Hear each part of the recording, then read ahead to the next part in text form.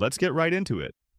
Your body, brain, and instincts are basically running on software last updated 100,000 years ago, which means you're walking around with a prehistoric operating system that's built for a world full of lions, famine, and tribal warfare, now trying to survive taxes, emails, and traffic jams. So here are the creepy, outdated instincts your brain still thinks are totally necessary from the Stone Age. Number 1. The shadow stalker reflex. Ever felt like someone was watching you, even when you're totally alone? Like you're washing your face, eyes full of soap, and your brain whispers, "Someone's behind you."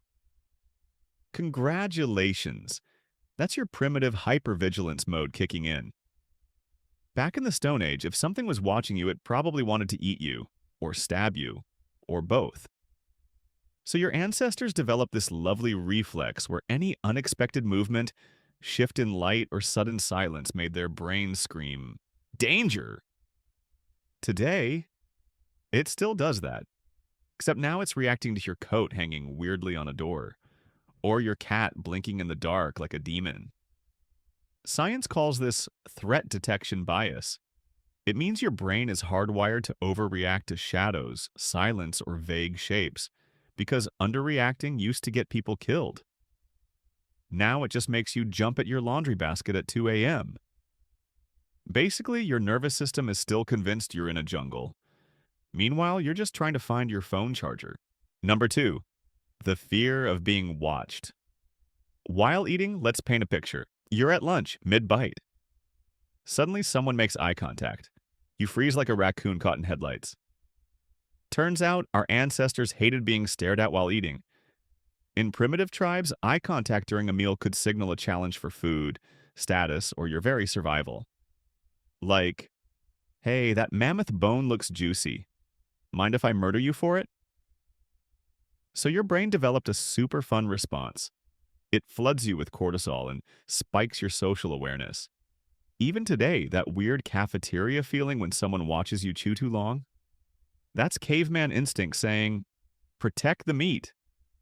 In modern times, it's just Brenda from accounting wondering if you're okay.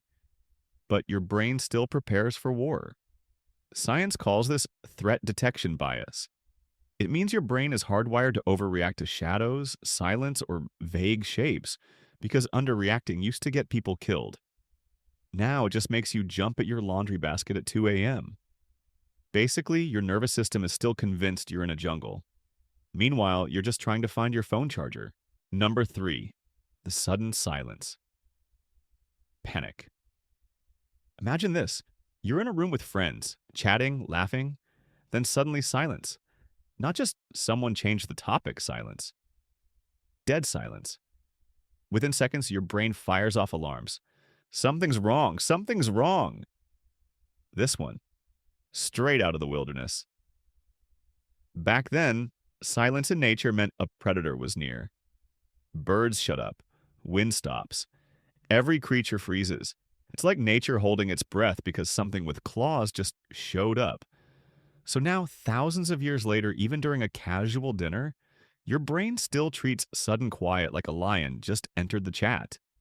It's why people start nervously laughing or fake coughing in awkward silences.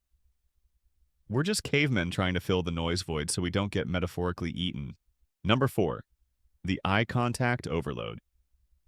You know that uncomfortable burning sensation when you make prolonged eye contact with someone, even someone you like?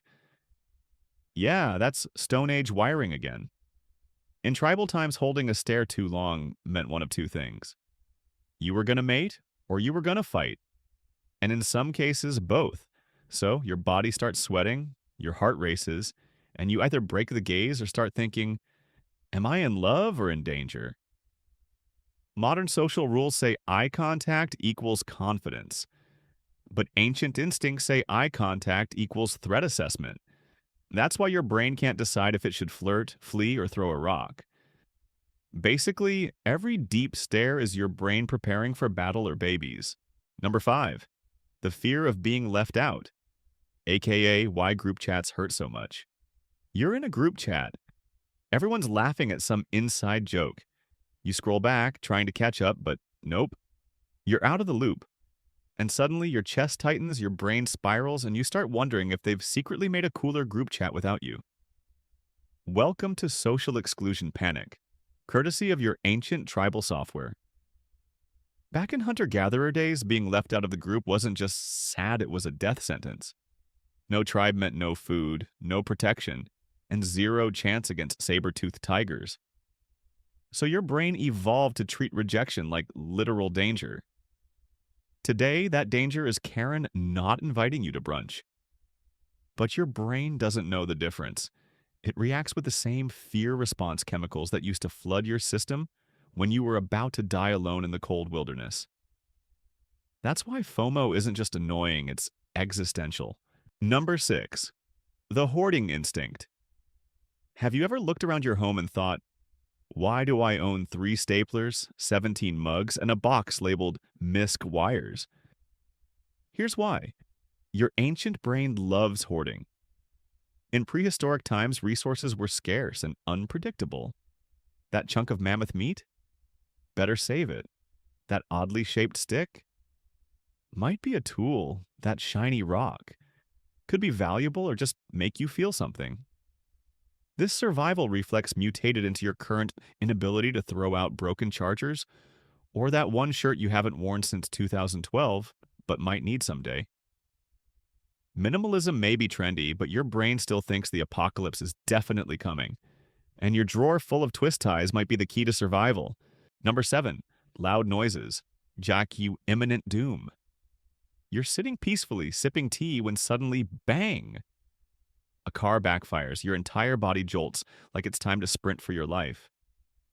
That's your startle reflex, brought to you by tens of thousands of years of being hunted by very large, very toothy things.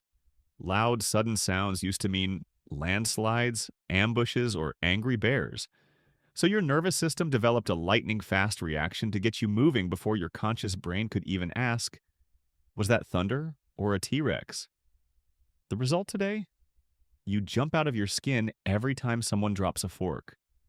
Or worse, your ringtone goes off in a public bathroom. Your primitive instincts still haven't figured out that most loud noises now come from Uber Eats or toddlers. Number 8, the gut feeling that makes no sense. You've probably had that moment where everything seems fine, but your gut is like, nope, get out. You're in a building, nothing looks dangerous, but something just feels off. That's your threat detection radar, and it's incredibly old. Prehistoric humans didn't always have time to logically evaluate every situation, so their brains created an alarm system without details. A vague, instinctive oog feeling. Modern science calls it your amygdala reacting to subtle environmental cues. Lighting, temperature, faces, patterns. Basically, your inner caveman gets a vibe and hits the panic button. Even if you're just at IKEA. Sometimes it's right, sometimes it's wildly wrong. But your Stone Age instincts don't care, they'd rather you feel stupid and alive than relaxed and saber-toothed. Number 9, the eyes in the back of your head. Sensation. You're walking down the street, minding your own business, and then bam, you feel like someone's behind you. No sound, no footsteps. Just that hair on the neck ancient whisper of danger. Turns out this isn't your imagination.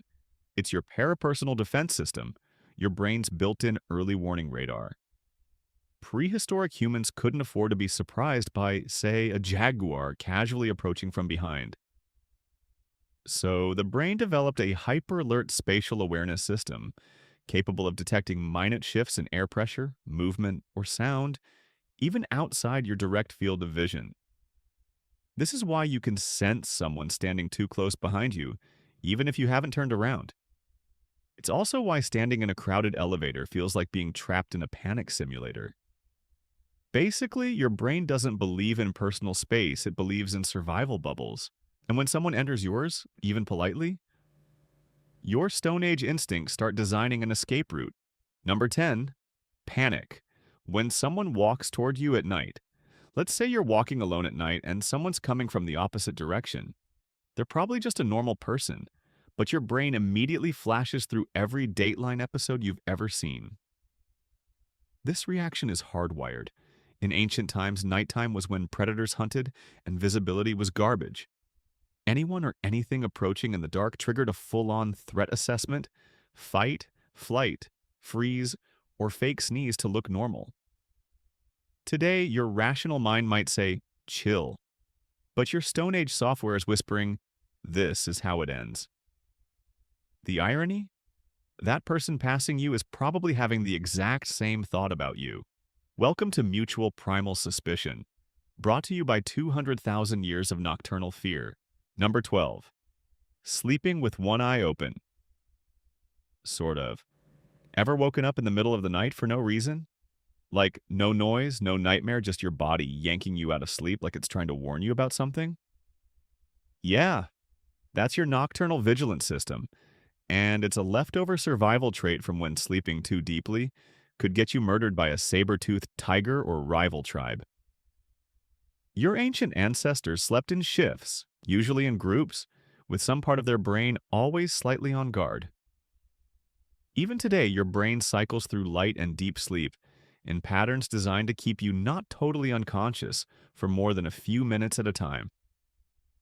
This is why you might wake up at 3:17 a.m. and think, did I lock the door? Did I leave the stove on? Is that a ghost? It's not your anxiety. Okay, it is your anxiety, but that anxiety was originally designed to make sure you didn't die in your sleep, which is weirdly comforting, and also why your best sleep happens in a locked hotel room on the 12th floor with blackout curtains and triple security. Number 13. Flinching at fast movement. Near your face, someone waves their hand too close to your face and boom, you flinch like they just threw a javelin at you. This is your defensive blink reflex, and it's one of the oldest instinctual behaviors in your body. Your visual cortex and motor system are constantly scanning for incoming objects, and when anything comes within striking distance, your eyelids snap shut, your head jerks back, and your body prepares to duck or swat, even if it's just your friend enthusiastically telling a story with spaghetti-level hand gestures. It's the same reflex that kicks in when a bug flies at your face or you drop something and instinctively jerk your hands back like it's lava. Because back in prehistoric times, anything flying toward your head was probably sharp, venomous, or covered in disease. Now it's just a foam ball, or a selfie stick, or a pigeon. Still, your brain's like, better safe than speared. Number 14. The urge to look behind you. When you're alone. Let's wrap this up with a classic. You're alone in your house. Everything's quiet, and yet you feel the need to check behind you. You're not paranoid. Okay, maybe you are.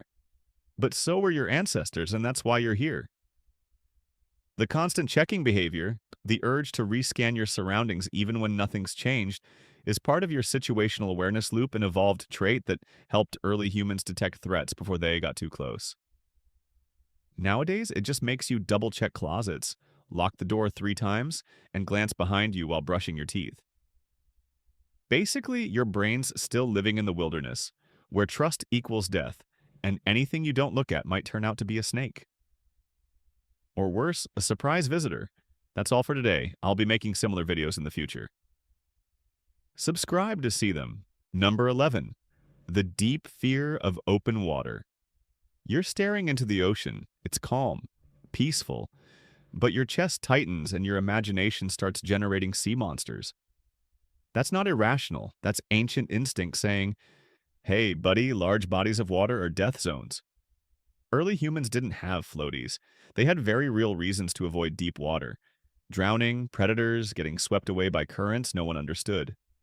That creeping dread you feel looking into murky water, that's your brain screaming, you are not the apex predator here. Even today, a surprising number of people experience thalassophobia, the fear of vast, deep bodies of water. And while part of that is cultural, thanks Jaws, a lot of it is baked right into your DNA, because back in the day, if you couldn't see the bottom, it was probably the last thing you ever saw.